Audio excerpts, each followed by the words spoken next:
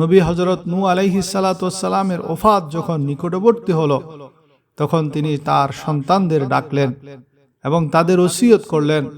নূহ আলাইহিস সালাতু ওয়াস সালামের 4 জন পুত্র সন্তান ছিলেন, হাম, শাম, ইয়াফিস এবং কেনান। প্রথম 3 জন নূহ আলাইহিস সালাতু ওয়াস সালামের প্রতি ঈমান এনেছিলেন। শেষজন কাফের হয়ে মহাপ্লাবনে ডুবে মারা যায়। মহাপ্লাবনের শেষে তার 3 পুত্র হাম, শাম এবং ইয়াসিফের বংশধর বেঁচে ছিলেন। রাসূলুল্লাহ সাল্লাল্লাহু আলাইহি ওয়াসাল্লাম বলেন, শাম আরব জাতির আদিপিতা, অর্থাৎ শাম থেকে আরব জাতির বংশ বিস্তার হয়েছে। হাম আফ্রিকানদের আদিপিতা এবং ইয়াসিফ রোমকদের অর্থাৎ গ্রিকদের আদিপিতা।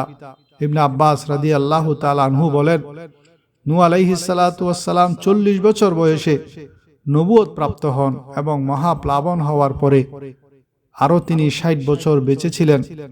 নূহ আলাইহিস সালাতু ওয়াস সালাম যখন ইন্তেকাল করবেন, তার আগে তিনি তার সন্তানদের এক ওসিয়ত করে বলেন, তোমরা সুবহানাল্লাহি ওয়া বিহামদিহি এর জিকির করবে, জিকির করতে থাকবে। জিকিরের দ্বারাই মাখলুকের রিজিক অর্জিত হয়। সুতরাং যে ব্যক্তি চায় যে তার রিজিকে বরকত হোক, ফরাগতি হোক, তাকে বেশি বেশি এই তাসবিহ করা উচিত। যেমন আল্লাহ তাআলা কোরআনে মজিদে হুকুম এরশাদ করেন, ইয়া আইয়ুহাল্লাযীনা আমানু যকুরুল্লাহা যিকরান কাসীরা, অর্থাৎ হে ঈমানদারগণ, আল্লাহকে বেশি বেশি স্মরণ করো আর সকাল সন্ধ্যা তার তাসবিহ বয়ান করো। সুতরাং প্রত্যেক মানুষকে সকাল সন্ধ্যায় আল্লাহর তাসবিহ করা জরুরি, যার বিস্তারিত বয়ান হাদিস সমূহে পাওয়া যায়। যেমন রাসূল করিম সাল্লাল্লাহু আলাইহি ওয়াসাল্লাম নিজেও বেশি বেশি সুবহানাল্লাহি ওয়া বিহামদিহি আস্তাগফিরুল্লাহ ওয়া আতুবু ইলাই, সুবহানাল্লাহি ওয়া বিহামদিহি আস্তাগফিরুল্লাহ ওয়া আতুবু ইলাই, এই তাসবিহটি পড়তেন।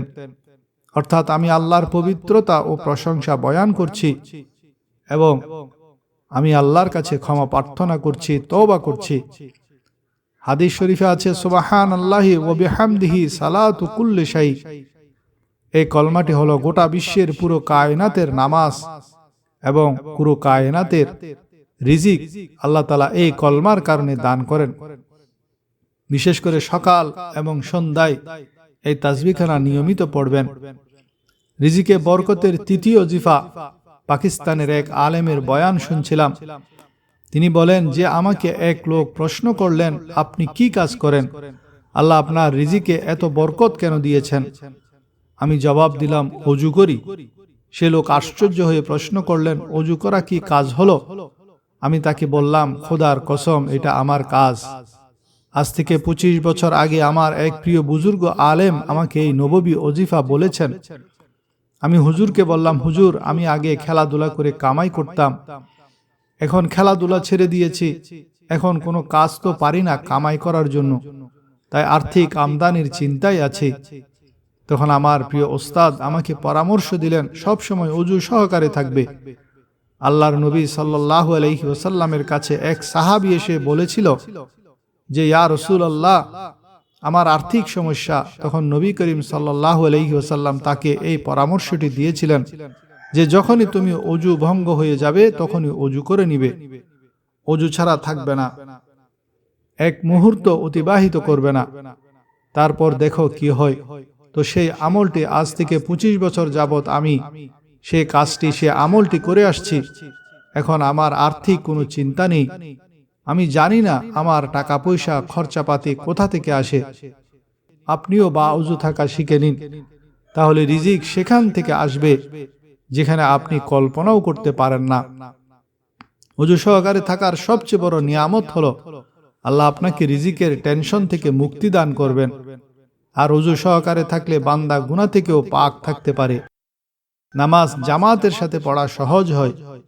তাই মালি পেরেশানি, রিজিকের পেরেশানি দূর করার জন্য সব সময় ওযু সহকারে থাকার অভ্যাস করুন। ভাই বোনেরা, আজ আমরা নানা ওজিফা আর তাবিজ কবজের পেছনে ছুটছি, অথচ আসল সমাধান হলো আল্লাহর জিকির। আপনি কাপড় বিক্রি করুন, চাষাবাদ করুন, ব্যবসা করুন, কখনোই আপনার রবকে ভুলবেন না। বিপদে আপদে কিংবা সুখে সব সময় মুখে আল্লাহর জিকির জারি রাখুন।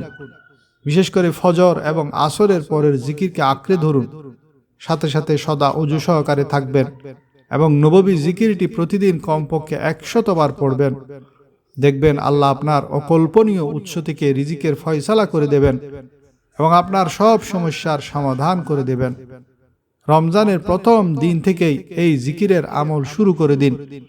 দেখবেন রমজান শেষ হওয়ার আগে আগে সুখবর আসতে শুরু করবে। আপনি যদি আমল 3টি করার নিয়ত করেন তাহলে কমেন্টে ইনশাআল্লাহ লিখে দিন, তাহলে অন্যরা জানতে পারবেন এবং আপনার আমলের নিয়ত দেখে অন্যরাও উৎসাহিত হবেন, ফলে আপনিও সওয়াব পাবেন। আল্লাহ আমাদের সবাইকে তার জিকিরকারী বান্দা হিসেবে কবুল করুন এবং আমাদের রিজিকের সকল সমস্যা সমাধান করুন। আমিন।